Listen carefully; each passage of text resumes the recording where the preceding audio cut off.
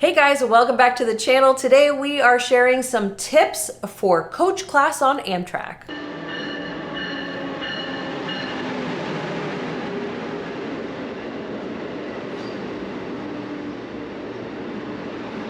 First tip for coach class on Amtrak is to buy your coach tickets early before the prices go up, because as the train fills up, the price is going to go up. And we have made this mistake when we were kind of booking last minute. We were booking the Hiawatha, and I saw tickets on there for like $16. We ended up paying $25 a piece for them. But just know that, you know, that's still a sizable increase. Yeah. And if you're going on a much longer route than that, the increase can be Goes higher, even more faster. than that. So book those tickets as early as possible, and that's going to save you the most money.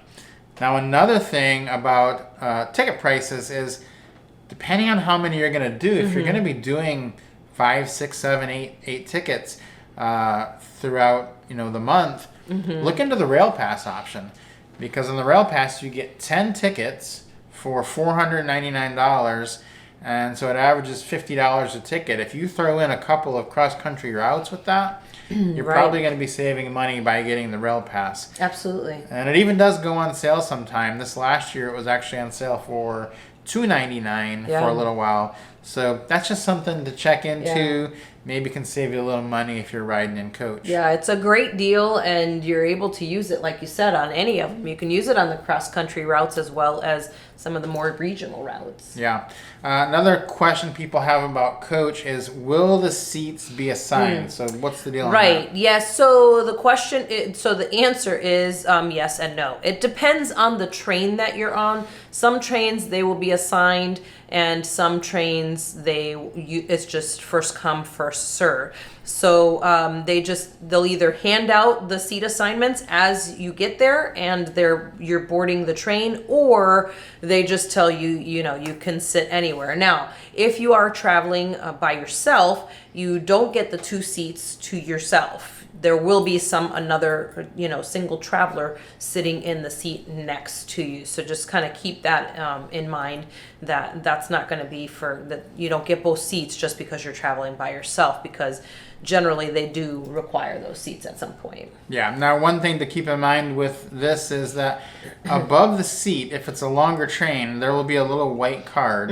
if someone is sitting in that seat. So if you get up and leave, your seat is not assigned, but it's reserved. Right. And what they'll do is they'll write your station you're getting off at. So if you're getting off at Los Angeles, they'll write LAX and they'll put it above your seat. So one kind of tip I have for coach is, if it's a full train and you want to have maybe a seat by yourself for a little while, when you're picking your seat partner or who's near you, look to see when they're getting off. Because if they're getting off like a day from now, they're going to be there that whole time. But sometimes you'll see someone that's getting off maybe the next stop or a couple stops away.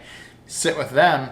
You may have an free empty seat seat for a next little to you bit. for the night even. So that's a tip for maybe getting a little more space on your ride. Yeah, and it also kind of gives you a little peace of mind too. Like if you're sleeping through the night, they do come through and wake people up when your stop is coming. So that's not just helpful for you in reserving your seat, but it also helps the conductors and the staff as they're coming through. They say, oh, this person is getting off here or there. Then they know, okay, we got to get this person up. We got to get this person up. And they do let you know as well. So that's nice. Yeah. Okay, we got to talk bathrooms in boy. coach. And we get a lot of comments on videos. And one that comes up a lot is the bathroom situation in coach is not always not optimal. not always ideal. But there are some things you can do to nullify that. So first thing you want to look at when you get on is, if it's a longer distance train, like it's an overnight train, those are the ones where, maybe you're going to the bathroom and they haven't been cleaned in a while or whatever. If it's a shorter train, we've generally had no problem whatsoever on those. But on the longer overnight trains, take these tips into heed. There's generally more than one coach car. So you generally have a bathroom that is close to you and several others that are not close to you. If one is not in optimal condition, the others might be way better. So don't settle for just the one in your car, the closest one to you. A second thing about that is that there is usually, if you have an observation car, on the lower level of that, there is usually a bathroom down in the cafe, and nobody ever uses that one. So if all else fails, that's where I go. Go down to the cafe, go to the lower level of the observation car. You will find a bathroom there, and it is generally the cleanest bathroom on Amtrak. So I think so. that is just something that you deal with, but generally we have not found it to be too bad if you look around. Yeah, there's options, that's for sure. Just know that if you are in coach, you can only use the coach bathrooms, and if you have an observation car, you can use that one, but those are the only bathrooms that you have access to. If you are in a sleeper car, then you can obviously use the bathrooms in the sleeper cars as well as the observation car as well, and even in coach if you wanted to get wild. Another tip for riding in coach is to use the observation car, because most people do not know that the observation car is for everyone on the train. It is not just for sleeper car passengers. You can go down there and sit, you can go down there and eat, you can watch. There's usually not a time limit on it. I've only seen a time limit on one train ride, and it was on the California Zephyr in the summer. That's the only time you'll ever see them trying to rotate people out of the observation car. For the most part, if you want to be in the observation car, you can be in it. You can actually make your seat in there if you wanted to, again, as long as they're not rotating people through the observation car. It's a great place to go. There's also extra outlets in there, so if you're having if you have to charge several things, you can go into the observation car, because they do have a ton of extra outlets there, and so that's a great place to charge up several things, because you only have one outlet per person at your seat. So if you need to charge several things, then head on over to the observation car, because you'll have a lot more options there for charging things. And it is open 24 hours. They don't want you sleeping in there. No. But if you're awake, you can be in the observation car as long as you want. So that is really, really nice. As far as she was saying about the charging, there is only one per person at your seat, and they're both on the wall next to the person who has the window. Yes. So that can be a little awkward if you don't know the person and they're sleeping and you're like trying to reach over them to plug it in. So normally what happens is you'll be like, hey, I need to charge my phone. Can I lay my cord across to you? Because the cord, if you're going to have your phone, the cord is going to be laying across their lap the whole time you're charging it. And that's also awkward. So tip for that is bring a long cord, because then you can run it from your phone down on the floor and around them, and then up the wall. And kind of out of the way, so that it's not laying on top of them. And so if they fall asleep, it's not a big problem. And you don't want them to get tangled up in it, like if they try to get up to go to the bathroom or something, they could get tangled up in it and, knock your phone over or pull the cord out or whatever. Yeah. So it's better if you can get a really long one. That would be your best option, because then you can kind of lay it and move it back out of the way. Yeah. Even a better option would be, we travel with one of these, which is portable charger, charger, and you just plug it in right there, and this actually has room for two, so that's the best thing to do. We do have links to items like that are handy on our website, groundedlifetravel.com, and we've got links to all of those types of items that we use and bring on the trains with us. It'll make it a lot easier for you to grab those if you need those. Another tip is about storage. So what can you tell me about that? Okay, so usually we tell people don't bring a lot of stuff with you, because you got to keep track of it. Especially if you're in coach, you got to keep track of your stuff so you don't have a bunch of stuff with you. So you are allowed. What's amazing about Amtrak is you get 2 free checked bags up to 50 pounds per ticket, which is again, that's a lot. You don't even come close to that on an airline. Plus, you can bring a carry-on with you, and you can bring, a lot of people like to bring, especially those with special dietary needs, they bring their own food, so they'll bring like a little cooler with them with some food and stuff like that. So if you're going to bring some things like that, make sure that, you know, they're not so big that you can't fit it overhead. That's one of the storage spaces. So the space up there is kind of like in an airplane, except they don't have the little doors on them that close. So it's an open space, and there's a bar that kind of keeps things from just sliding out as the train is moving along. The other place that you could store stuff is under the seat in front of you. Now, if you do not want to check your, you know, big bag that doesn't fit overhead or under, there are luggage racks on most of the trains where you can store your luggage. But again, you know, depending on how busy it is, there may not be space for it, and it's just going to be loose and moving around in the train and, you know, jostling around. You know, best bet is to just go ahead and check that bag, and then you don't have to think about it, worry about it. Maybe, you know, what if somebody takes it by mistake because it looks like their bag and all that kind of stuff. So it's better to just go ahead and check it, get it out of your hands, and be done with it.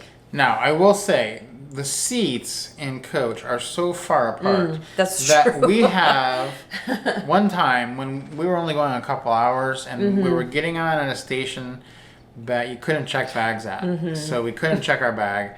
We had 2 huge bags with us, and we got on, and the luggage racks were full. And we were like, well, what now? What do you do now? Because they wouldn't fit overhead. We actually just took them to our seats and put them in front of us, because there was so much room between your seat and the seat in front of you that we were able to sit and put our huge check-on bag in front of that it's between crazy. the seats. So yeah, there is so much room there. I wouldn't do that overnight, no. but we were only going a couple hours, and so it was fine. If it's a worst case scenario, don't be scared. You could fit that bag in there. And if that happens, I think they came around and even asked us if they wanted us to put it somewhere else. But we just were like, we're only going a little bit.